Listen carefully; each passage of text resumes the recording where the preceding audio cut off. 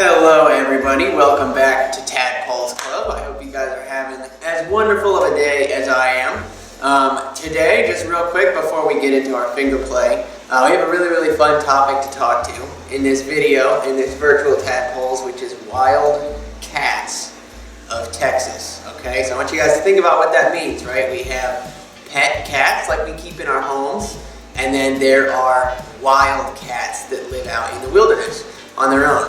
And we are just going to be going over some of those wild cats that we have right here in our own state, which is going to be awesome. So, as always, we have to get going with our finger play. So I want everybody to get your hands all warmed up, rub them together, get them going. All right, y'all ready? Open, shut them. Open, shut them. Open, shut them. Give a little clap. Open, shut them. Open, shut them, lay them in your lap. Creep them, creep them, right up to your chin. Open wide your little mouth, but do not let them in. Okay guys, y'all warmed up? Ready to go? So this finger play, I talked about how we're talking about wild cats of Texas today. This little finger play is called This Little Bobcat. Okay, so I want you guys to just follow along with me. I'll say one line, and then you guys do it. Okay, let's see if we can get through it. This little bobcat. This little bobcat is very wild. Hold up your thumb. This little bobcat is a loving child. This little bobcat has some big black spots. This little bobcat has some little black dots. This little bobcat likes to prowl and smell, but his teeth are too small to bite. Did y'all get that? Okay, this little bobcat. So that's a good segue into our next topic, which is what types of different wildcats we have here in Texas. We have a few. So I'm going to show you guys some pictures that we have here. Okay, let's see. We'll start off, I guess, finger play. We'll start off with the bobcat, which is a really cool cat that we have. If I can find the picture, there it is. Okay, so this is a bobcat, just like our finger play, right? This little bobcat, and you can't see it in the picture, but I'll show you a better example here in a sec of why they call them bobcats, which is how their tail is shaped. We'll talk about that here in just a second. So bobcat, that's our first one. This one is a mountain lion, also called a cougar or a puma. Those are a lot bigger. Those are a very big cat. Definitely bigger than the bobcat. Bobcats are about twice the size of our pet cats at home. So still pretty big, but not quite as big as a cougar. And what a lot of people don't realize is in Texas, we used to have these, which is a jaguar. And most people don't think about jaguars living here in Texas, and they don't really anymore. But if you were here years and years ago, back in the past, there were jaguars that lived in Texas, which is really cool. And another cool, you notice the jaguar had really pretty spots on it. I want you guys to notice that. They're this real pretty orange color, and they have these black spots all over them. Because we do still have, and there aren't very many of them, but they are still here in Texas today, this little guy, which is an ocelot. So that's our ocelot, and he has very similar pattern on his skin to the jaguar, doesn't he? He also has spots very similarly, but this one is much smaller. So the bobcat that we showed you guys is about half the size or twice the size of our house cat. The ocelot, this one, is right around the size of your house cats at home if you have a big one. So the cats, one more that I forgot. This one, which is also very rare, like the ocelot, people don't see it very often. That is a jaguarundi. So about the same size as the ocelot, it's a small black cat. And those still live in Texas today. Which is really cool. So most of the cats that we have in the state of Texas are small as far as wild cats go. So if you guys have ever been to the zoo before, you may have seen great big tigers and lions and jaguars and cougars, and we do have some big cats in Texas, but most of the wild cats we have are smaller, about the size of our house cats that we keep at home. So I'll give you guys a really good example. Let me bring out my friend here. So this, remembering the pictures that we looked at, I want you guys to think for a second and see if you can remember which type of cat this was, okay? Think about it, take a good look. Remember, we went over cougar, ocelot, bobcat, jaguarundi, and jaguar. If you guessed that this is a bobcat, you are correct. And I had talked about how they call them bobcats because of the shape of their tail. You can see right here, unlike a lot of other cats, they have very short, kind of stumpy tails. And they call that a bobtail. So it has a very short, nubby little tail on this cat, a bobtail, so it is a bobcat. But this is a pretty good size of the wild cats that we have here in Texas. So pretty big, bigger than our house cat, but not huge. Not like a lion or a tiger or anything. Certainly not anything that you have to worry about hurting you if you were out and about in the woods. You just have to know to let wild animals be and leave them alone. So I want you all to think about, especially for those of you that have cats, some of you guys, a lot of y'all probably don't, but I'll bet somebody in the audience watching right now has a cat at home.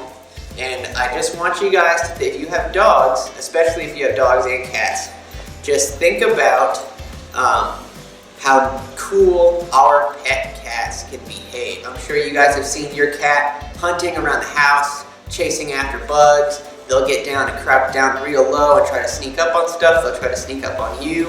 And those are wild behaviors. They're hunting just like a wild animal. So even though our pet cat friends that we keep at home have kind of a wild personality at times, they are not wild cats. Those are what you would call domestic cats. So you have domestic cats, which are our pet cats, and then wild cats. And those wild cats are not seen very often because they're very shy. They have good hearing and they stay away from people, but they are out here, which I think is cool. So in a second, we will move on. Hope you guys enjoyed the talk and got something out of it. We were getting ready to move on to our craft time. So I'm gonna head over there and I will see you guys once I get over to the whiteboard.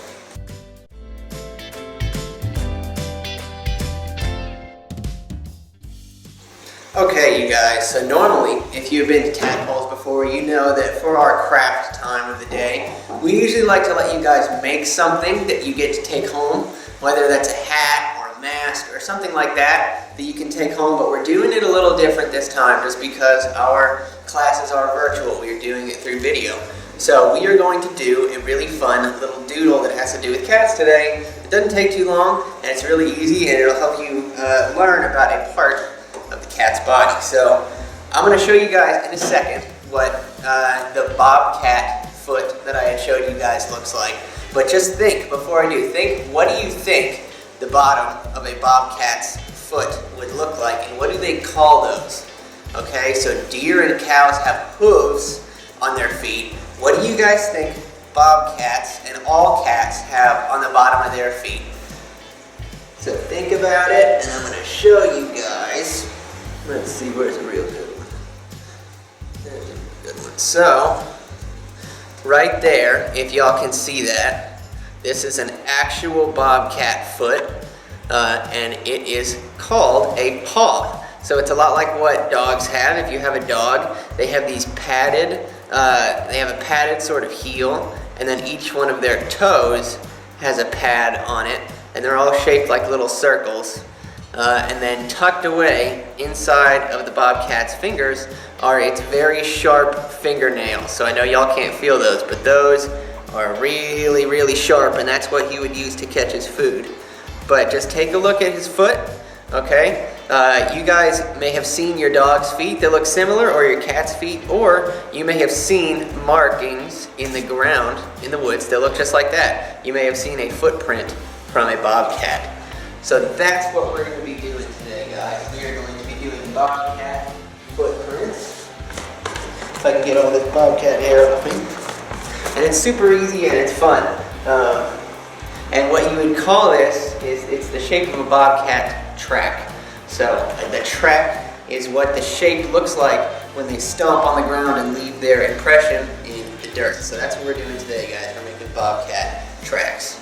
So all I'm going to do, hopefully you guys have something to write with and something to draw on. It could be a crayon, it could be a marker, it could be a pencil, whatever you want, and something to write on. So a piece of paper, no piece of newspaper, it doesn't matter. I just want you guys to follow after me. So I'm going to draw something up on the board, then I'll step away and let you guys get a look at it, and I want you guys to copy after me, okay?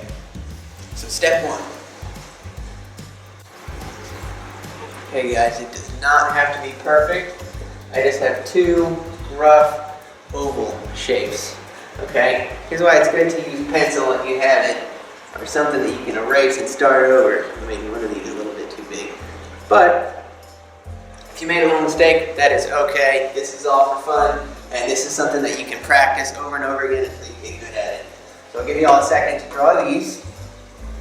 You'll remember what their feet look like. So what we're drawing right now are those toe pads that I had showed you guys. Those little fleshy bumps that are on the bottom of each of their toes. So these are his two front toes. Next, so go down lower, right? So here's these two circles up top. Right here, we are just going to put a circle. So we drew ovals first, right guys? These two are ovals. Then draw a circle on the side right there. So one on that side below these, right? Then there's one more.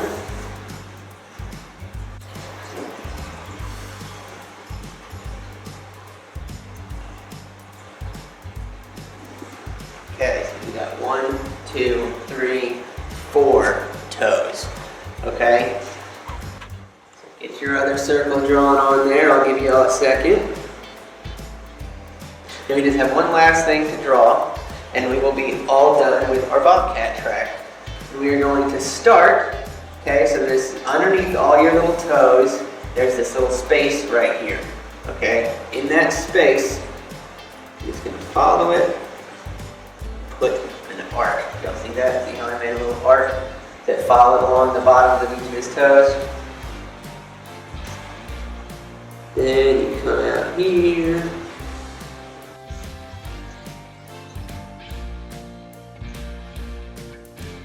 Okay, and that is the bobcat's heel. So that's like this part of our hands, where it's like the heel on our feet. So we've got all 4 toes, and we got the heel. So that is what bobcat tracks look like. That's if you're walking out in the woods and you see a bobcat footprint on the ground, that's the shape that you're going to see. And if you guys remember, on the bobcat that I showed you, there were claws right here. Right? So here at the end of each of its toes, there were claws like that, but we didn't draw those because they don't leave any marks in the ground when cats walk. Because cats can do something special with their fingernails, right? So this is what a dog print looks like. So if you see a paw like that and it has marks in front of each one of the toes, that is a dog print. If you see them without claw marks like that, so if you just see the rounded toes and nothing in front of them, then that is a cat track. And the cat tracks don't leave nail marks because cats can pull their claws inside of their hands, which is really cool. And you guys may know that if you have pet cats and you wrestle with your pet cats, they'll be nice and they will pull their claws inside their feet. And that's what they do when they walk. So that is all that a cat track looks like. Again, didn't come out perfect, guys, no big deal. You can practice at home. You can never do it again. It's up to you guys, so hope you all had fun.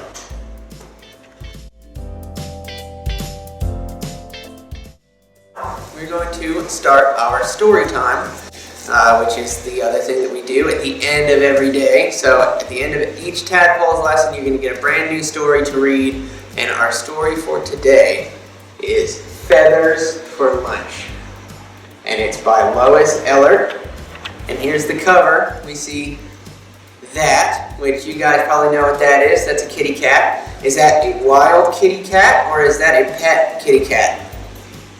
That is a pet kitty cat, right? You can see his collar and his black colors, which is not how the wild cats that we have look. So we have a cat down here, and then up here, you have a bird called a cardinal. So what do you guys think is going to happen between those two animals in Feathers for Lunch? We will find out.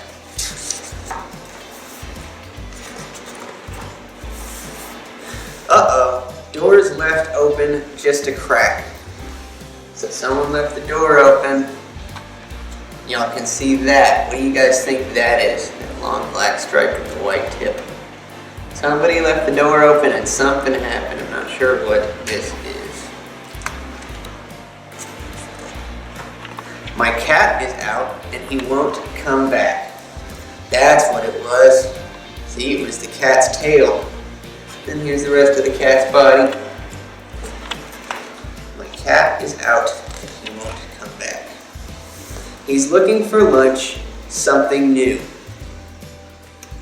So there is our cat friend that we saw in the beginning. And then this is a robin, which is a type of bird. Very good. So you have the cat and he's just eyeballing that robin, isn't he? What do you guys think he's going to do?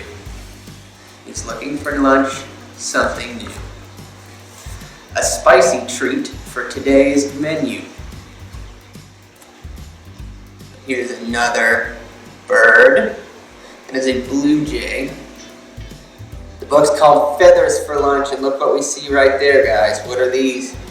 Those are feathers. So especially this one, take a look at that blue feather and pay attention to what it looks like. You might see it later on in the story. A spicy treat for today's menu.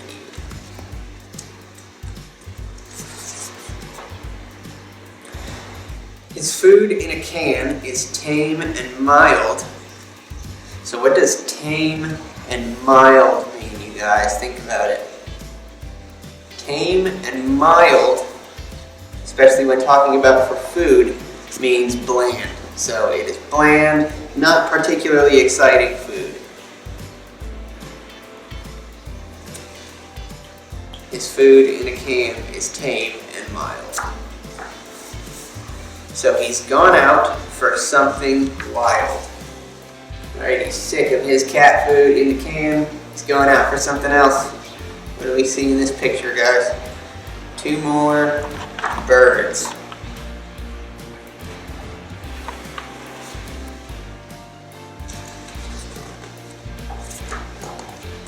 He's snooping and sneaking. Those birds sure look good. Here's another bird.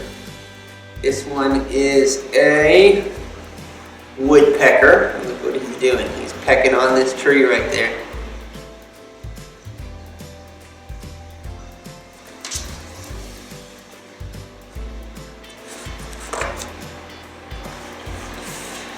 If he could catch one, he'd eat it, he would. So what's that, guys? Y'all remember from the beginning of the story? That is our kitty's tail. And then he's got another bird right there, which is a red-winged blackbird. You can see that very, very pretty red mark. They're very pretty birds. If he could catch one, he'd eat it. But when his bell jingles, birds call a loud warning.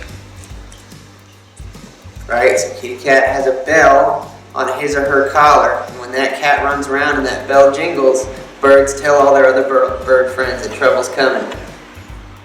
So this bird's whistling over here to his friends that there's a cat coming.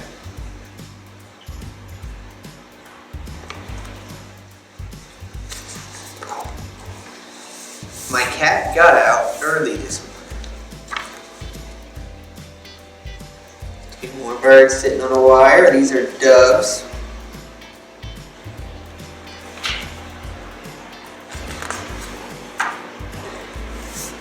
But cats can't fly and they can't soar. Cats can't fly and they can't soar.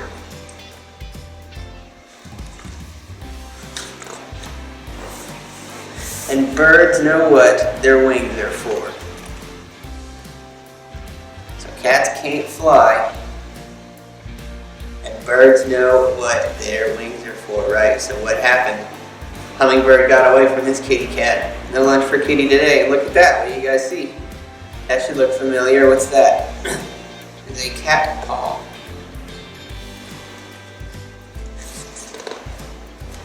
So he keeps prowling and hoping to munch.